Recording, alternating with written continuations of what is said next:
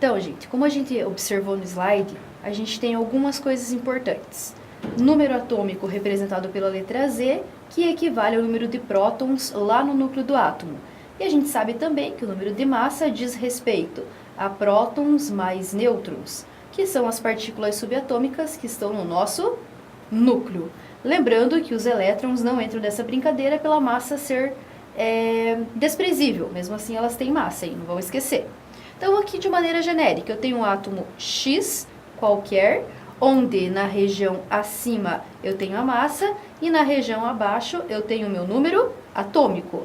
Essa notação, de modo geral, ela pode se inverter dependendo de uma tabela periódica para outra, mas nos livros é sempre assim, massa em cima, número atômico embaixo, correto?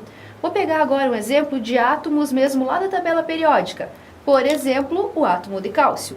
Cálcio de símbolo Ca, massa 40, número atômico 20. Ou ainda, poderia pegar aqui o enxofre. Enxofre, número de massa 32 e número atômico 16. A gente viu e sabe que a parte de cima diz respeito à nossa massa. A parte de baixo diz respeito ao nosso número atômico, que é o número de prótons. E agora, o número de nêutrons. Como que a gente faz para fazer esse cálculo? Tem duas possibilidades. A gente usa a fórmula ou usa o raciocínio lógico. Eu vou mostrar através da fórmula primeiro para a gente partir para a lógica. Vou pegar aqui o cálcio. O cálcio tem massa 40. Substituir no lugar do A, 40. Igual, número de prótons é igual ao número atômico, 20. Mais número de nêutrons. Matematicamente falando, letras e números não podem ficar juntos. Então, esse 20 aqui que está somando vai para o outro membro subtraindo. 40 menos 20 igual ao número de nêutrons. 40 menos 20 é 20. E número de nêutrons. Nisso, a gente concluiu o quê? Que a gente pegou a massa e subtraiu do número atômico. Eu posso fazer de uma maneira mais lógica. Eu vou pegar 40 menos 20, que vai dar 20, que é o nosso número de nêutrons. Assim como eu posso pegar 32 menos 16, que vai dar 16, que é o nosso número de nêutrons. Certo, galera? Eu posso usar também outros exemplos de átomo. Vou pegar um aqui que não deu o mesmo número, né? Vamos pegar aqui, por exemplo, o átomo de boro. O átomo de boro tem massa 11 e número atômico 5. Para eu fazer o cálculo da quantidade de nêutrons, é só fazer 11 menos 5, vai dar para nós o número 6. De uma forma bem simples e bem organizada, certo? Agora, a gente vai ver a questão das semelhanças atômicas. A gente viu que existem 3 semelhanças atômicas. Os isótopos, os isóbaros e os isótonos. Como o próprio nome diz, isótopos eu vou ter o mesmo número de próton. Isóbaros, esse A aqui lembra para nós o número de massa.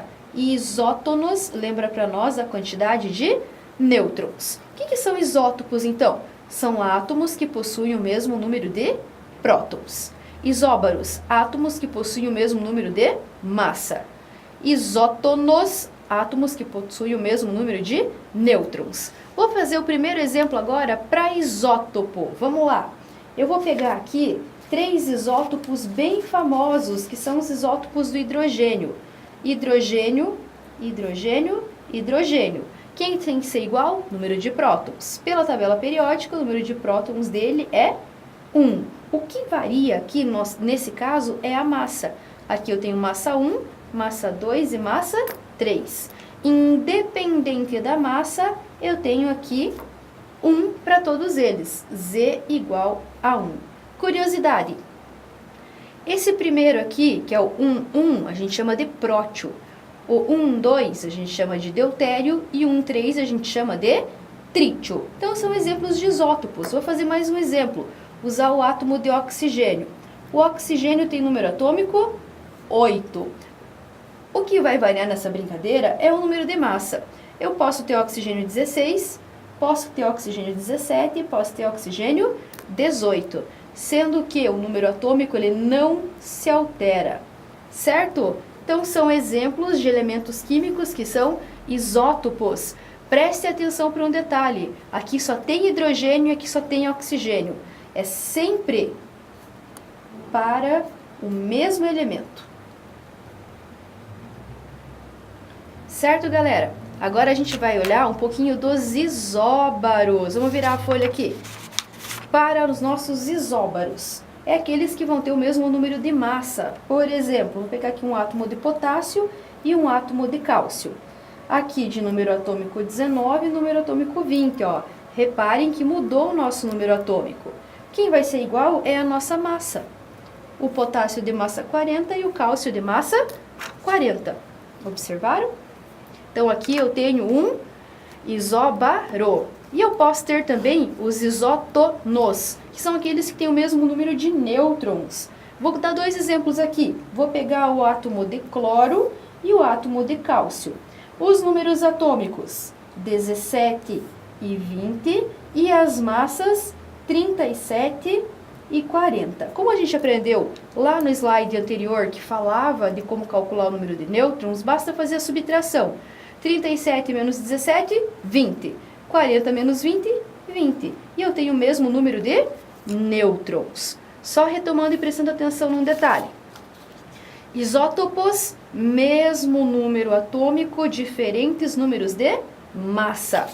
Isóbaros, iguais massas e diferentes números atômicos. Isótonos, mesmo número de nêutrons, massa e número atômico têm de ser diferentes. Certo, galera? Agora, a gente vai aprender e entender como que o Linus Pauling chegou nesse diagrama do slide. Através de muito estudo de muito cientista, a gente tem que saber duas coisas principais. Eu tenho que saber níveis e subníveis. Sabe-se que existem 7 níveis, chamados de KLMNOPQ, ou ainda 1, 2, 3, 4, 5, 6, 7. Então eu vou aqui anotar os meus 7 níveis. Lembrando que aqui eu tenho o meu núcleo de carga positiva, mais perto do núcleo é a camada 1. Eu vou descer aqui até a 7. 2, 3, 4, 5, 6, 7. São camadas, níveis ou órbitas estacionárias, ok, galera? Cada uma dessas camadas eu posso fazer uma comparação com escadas, e as escadas elas possuem degraus. Esses degraus são os nossos subníveis, que eu vou chamar de S, P, D, F. Então todo mundo aqui tem o degrau S. Correto? Agora eu vou continuar nas minhas escadas. Como que eu sei que número tem em cada um, professora? O número máximo de elétrons para a camada 1 é 2, para 2 é 8, para 3 é 18,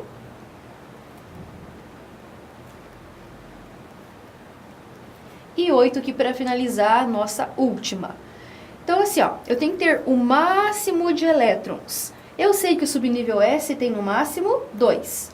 2 elétrons para o subnível S, 2 elétrons para a camada 1. Encaixou, tá certo? Agora, eu tenho que ter 8 elétrons. Aqui, por enquanto, eu só tenho 2. Significa que a minha escada tem mais de um degrau. Além do degrau S, ela vai ter o degrau P. Somando-se, 6 mais 2, 8. E assim sucessivamente até chegar ao final. Vamos fazer aqui para vocês verem.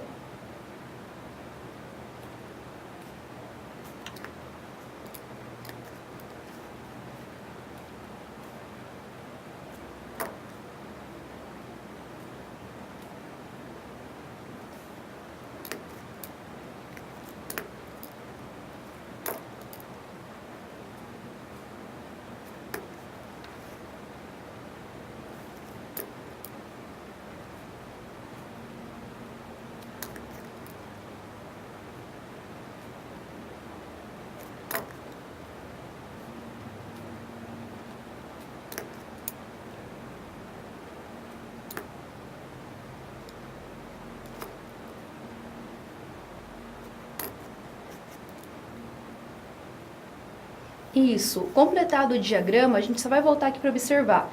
O máximo de elétrons para o S é 2, o número máximo para o P é 6, para o D é 10 e para o F é 14. E somando na linha, eu vou ter o número máximo para minha camada, para o meu nível energético.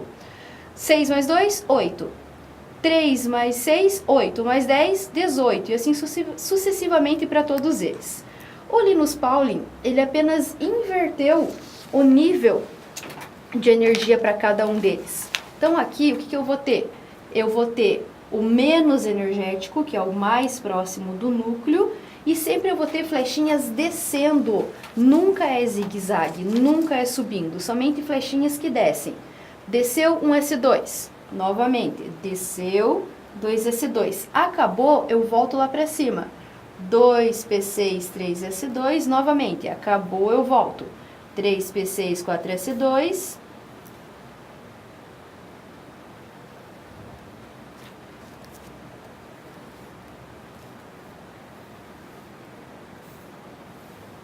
Isso, finalizando, são flechas que somente descem no sentido diagonal. Organizando isso aqui em ordem crescente de energia, do que está mais perto do núcleo para aquele que está mais afastado do núcleo, ela vai ficar dessa forma. 1S2, 2S2, 2P6, 3S2. Só dando uma paradinha aqui para voltar a entender. 3S2, acabou, eu tenho que voltar lá no meu começo. 3P6, 4S2. Acabou o 4S2, eu volto de novo. 3D10.